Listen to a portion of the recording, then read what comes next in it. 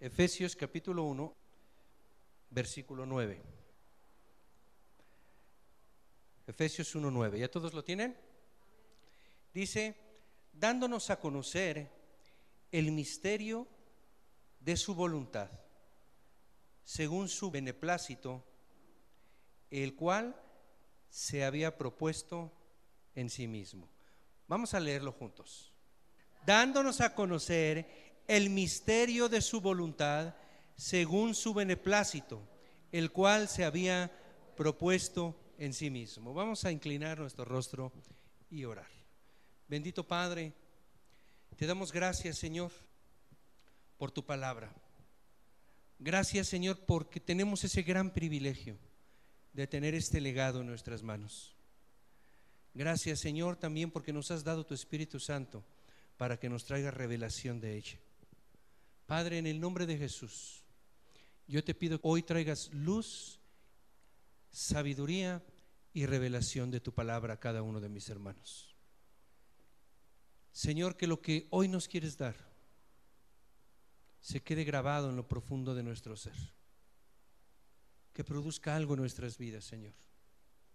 Que nuestra vida espiritual, Señor, después de esta palabra, no sea más una rutina, no sea más una tradición, sino que entendamos, Señor, el propósito que tú tienes para tu iglesia, para cada uno de nosotros. Gracias, Padre, en el nombre de Jesús. Amén. Dice ahí el texto de el primer capítulo, versículo 9 de Efesios, que nos dio a conocer el misterio de su voluntad, según su beneplácito, el cual se había propuesto en sí mismo. Aquí dice que él tenía un misterio y que ese misterio es según su voluntad, pero que también dio a conocer ese misterio. Y si leemos todo el capítulo de Efesios vamos a entender mucho de esto. Yo creo que este es el texto clave de Efesios. Pero ese misterio dice que Dios lo conocía en el capítulo 3 de Efesios, dice que Dios lo da a conocer a su iglesia. Dice primero Pablo, me lo dio a conocer a mí, y después dice a toda la iglesia. Pero ¿qué es ese misterio? Este mensaje algunos de ustedes ya lo han escuchado, en alguna ocasión ya lo he compartido con ustedes, pero a veces pasa el tiempo y creo que perdemos a veces un poco el enfoque de lo que estamos haciendo en la iglesia, de que por qué estamos aquí como cristianos. Ese misterio que está hablando ahí Efesios dice que tiene que ver con la voluntad de Dios. Y esa voluntad de Dios es lo que Él se propuso desde la fundación del mundo, lo que Él se propuso en la creación, lo que Él anhelaba a su corazón. Por eso creó todas las cosas y por eso nos creó a nosotros los hombres. ¿Usted alguna vez ha pensado en eso? ¿Por qué fui creado? ¿Por qué el hombre fue creado? ¿Por qué Dios se tomó la molestia de hacer el cielo, hacer los mares, las plantas, los animales? ¿Por qué hizo al hombre? ¿Usted alguna vez ha pensado eso, ha meditado eso, ha venido eso a su corazón? ¿Sí? Bueno, yo creo que más que de alguno lo hemos pensado. Y sabe que la Biblia nos dice esto, y yo creo que nosotros como iglesia tenemos que entender este mensaje, porque este mensaje nos dice el propósito de Dios. Si nosotros conocemos el propósito de Dios, conocemos el propósito para nuestra vida. Si conocemos el propósito para nuestra vida, vamos a entender hacia dónde caminamos o hacia dónde debemos de caminar. A veces la iglesia se convierte en una religión. ¿Qué es una religión? Una religión es el hombre buscando a Dios, pero la Biblia dice que Dios nos buscó a nosotros primero.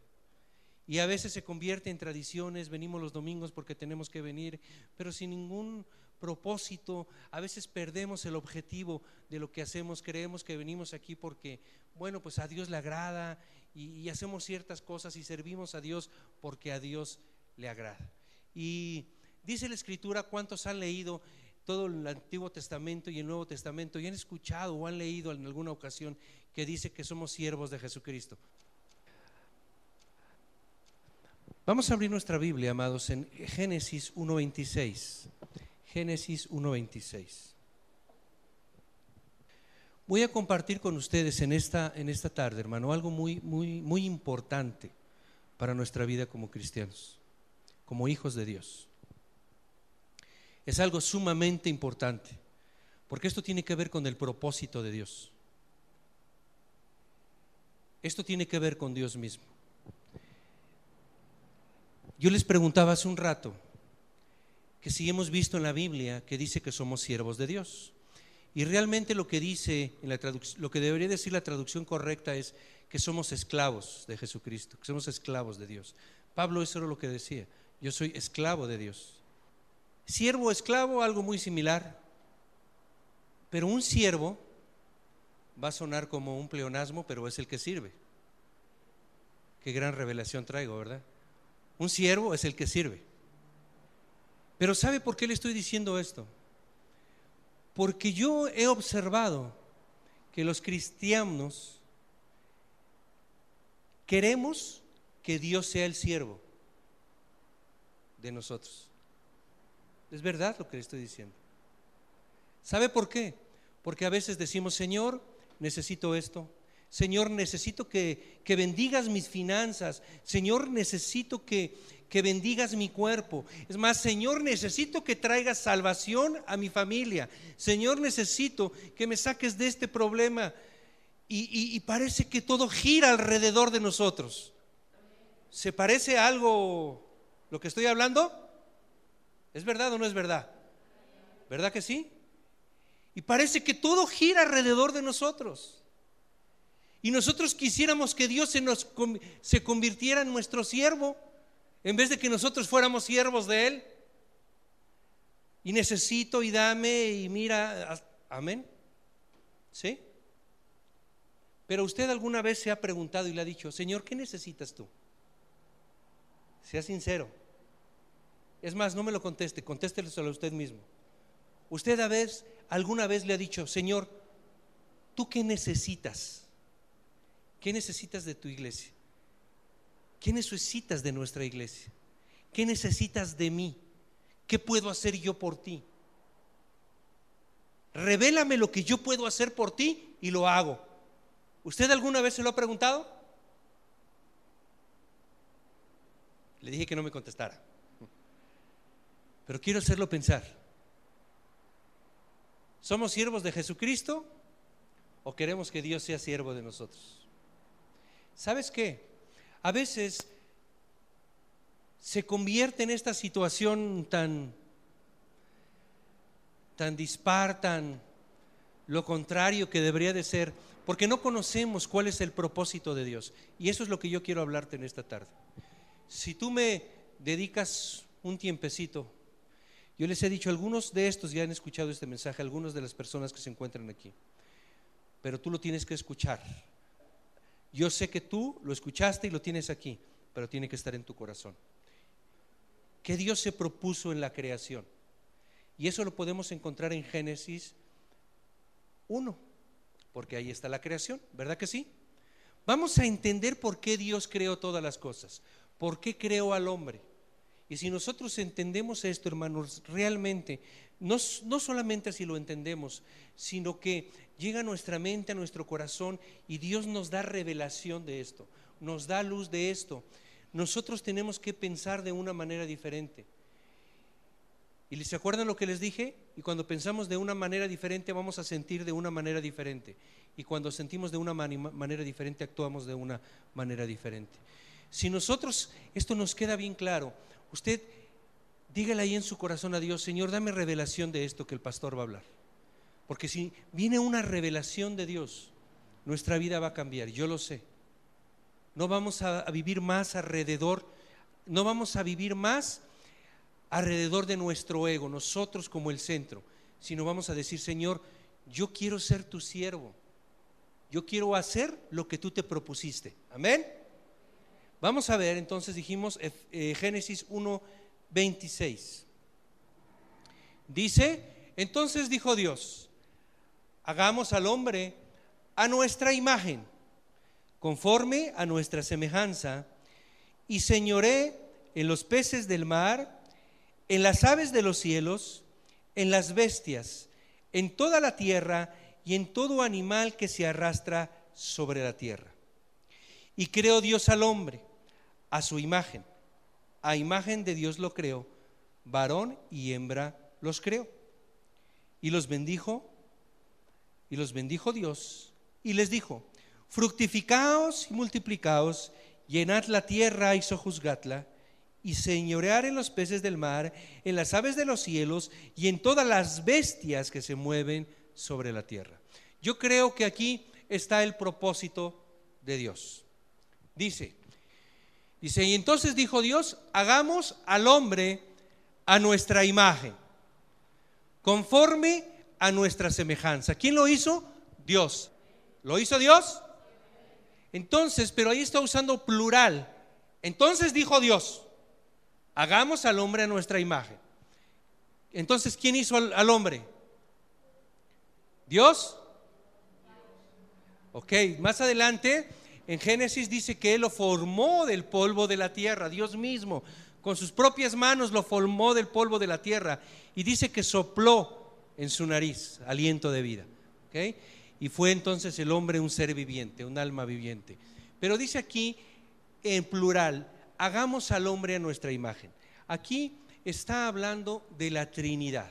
Amén. Es Dios mismo, pero aquí ya en este momento está hablando de la Trinidad. Hagamos al hombre a nuestra imagen. A nuestra imagen.